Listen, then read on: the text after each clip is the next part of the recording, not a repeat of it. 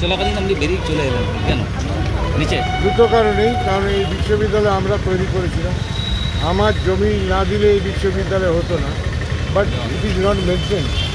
Vishnu Bajeria donor হিসেবে mention করলো অন্যদের নাম, কিন্তু যে জমি দিল, যার জমির উপর বিশ্ববিদ্যালয় হলো, আমি জমি না দিলে হয়তো বিশ্ববিদ্যালয় হতো না। মুখ্যমন্ত্রীর অনুরোধে এবং আমিও স্বীকার করেছিলাম, তার প্রচেষ্টায় এই যে বিশ্ববিদ্যালয় হলো, সে কথাটা মেনশন হলো। মুখ্যমন্ত্রী মমতা বন্দ্যোপাধ্যায় উদ্বোধন করলেন, ইট ইজ নট মেনশন। মমতা বন্দ্যোপাধ্যায়ের নামও উচ্চারণ করা হলো না। আর আমি জমি দিলাম, আমার জমিদাতার নামটা তো বলবে। মেম্বার অফ পার্লামেন্ট হিসেবে আপনার তো দায়িত্ব থাকা। মেম্বার অফ পার্লামেন্ট হিসেবে তার নামও মেনশন করলো না। নট অনলি যে জেলা সভাধিপতি আমার সঙ্গে আছে, তার কথাও এরা বলল না। আপনি দেখলাম আসার সময় রাজ্যপালকে আপনাদের পরিচয় দিয়ে বেরিয়ে আসলেন। এই কারণেই যে আমি এসেছিলাম, বিশ্ববিদ্যালয়টা আপনাদের ভালোবাসি, ওই জন্য এসেছিলাম। ওটা জানান দিয়ে অপমান বোধ করছে। এটা অপমান করছে। অবভিয়াসলি কি চোখে দেখছেন সেটাকে, কি চোখে দেখছেন?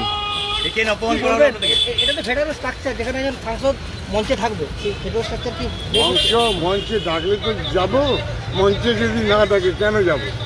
ঠিক আছে, বিশ্ববিদ্যালয় তো এদের না, বিশ্ববিদ্যালয় আমাদের। Has all the potentials to become the education hub of India, even the world. We have excellent universities, excellent teachers, excellent traditions, very bright students.